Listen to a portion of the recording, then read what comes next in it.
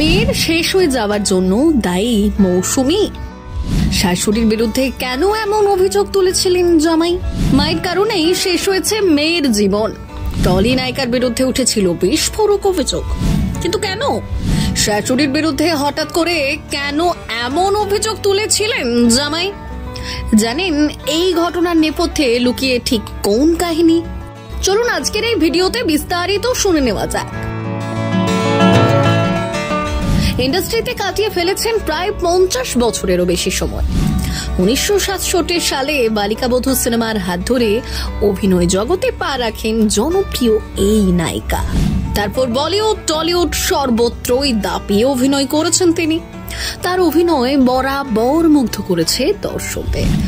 যদিও পেশাদার হিসেবে সফল হয়েছিলেন ঠিকই, কিন্তু বয়সকালে মারাত্মক শোক পেতে হয়েছিল এই নায়িকাকে।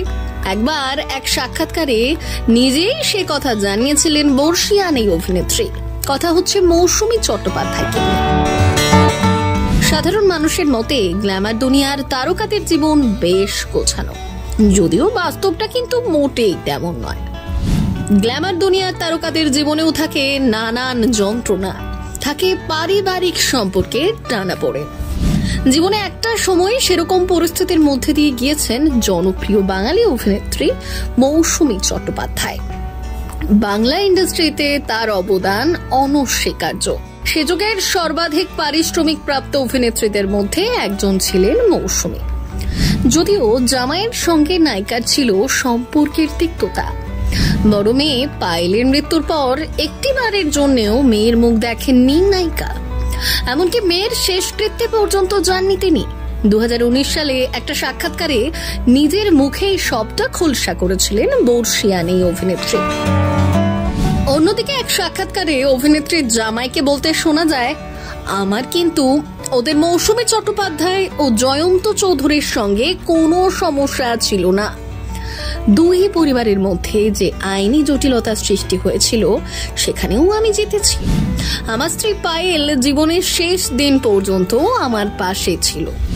মৌসুমী চট্টোপাধ্যায় পায়েলের মৃত্যুর পরও একটি বারের জন্য ওর মুখ দেখেননি, শেষ যাত্রাতেও আসেননি। শুধুমাত্র জয়ন্ত চৌধুরী ও তার মেয়ে মেঘা এসেছিলেন। 2019-এ মারা যান মৌসুমী চট্টোপাধ্যায়ের বড় মেয়ে পায়েল। মৃত্যুকালে তার বয়স হয়েছিল 45 বছর। মিডিয়া রিপোর্ট মোতাবেক আজও অতীতের সেই তিক্ততা রয়ে গিয়েছে। প্রসঙ্গত, একটা সময় মৌসুমী চট্টোপাধ্যায় ও তার জামাই একে অপরের দিকে আঙুল তুলেছেন। সম্পর্কের জটিলতা এতটাই বেড়েছিল যে সেই জল আদালত পর্যন্ত গড়িয়েছিল। খুব অল্প বয়সে ডায়াবেটিসে আক্রান্ত হয়েছিলেন পায়েল। ধীরে ধীরে শারীরিক অবস্থার অবনতি হতে থাকে। এরকম পরিস্থিতিতে মেয়েকে দেখে চিন্তিত হয়ে পড়েন মৌসুমী। মেয়ের এই পরিণতির জন্য জামাইকে দোষারোপ করেন। তার দাবি, শ্বশুর বাড়িতে তার মেয়ের খেয়াল রাখা হচ্ছে না। শুধু তাই নয়, মৌসুমী চট্টোপাধ্যায়ের অভিযোগ মেয়ের ওষুধের বিলও জামাই দেন না। এই ঘটনায় পায়েলের স্বামী ডিকি সিনহা মৌসুমীর বিরুদ্ধে মানহানির মামলা করেন। আপনাদের জানিয়ে রাখি, মাত্র 10 বছর বয়সে অভিনয় জগতে আত্মপ্রকাশ মৌসুমীর। 15 বছরে জয়ন্ত মুখোপাধ্যায়ের সঙ্গে বিয়ের পর কেরিয়ার ও সংসার দুটোই সুন্দরভাবে সামলেছেন। 17 বছর বয়সে প্রথম কন্যা সন্তান পায়েলের মা হন মৌসুমী। এরপর জয়ন্ত মৌসুমীর জীবনে আসে তাদের আরো এক মেয়ে মেঘা। মিডিয়া রিপোর্ট মোতাবেক ব্যবসার কারণে দুই পরিবারের সম্পর্ক খারাপ হয়েছিল। জয়ন্ত মুখোপাধ্যায় ও তার বড় মেয়ে পায়েল এবং ডিকি একটি সংস্থার পার্টনার ছিলেন। কয়েক বছর পর ব্যবসা সংক্রান্ত বিষয়ে পারিবারিক সম্পর্কেও চলে আসে তিক্ততা।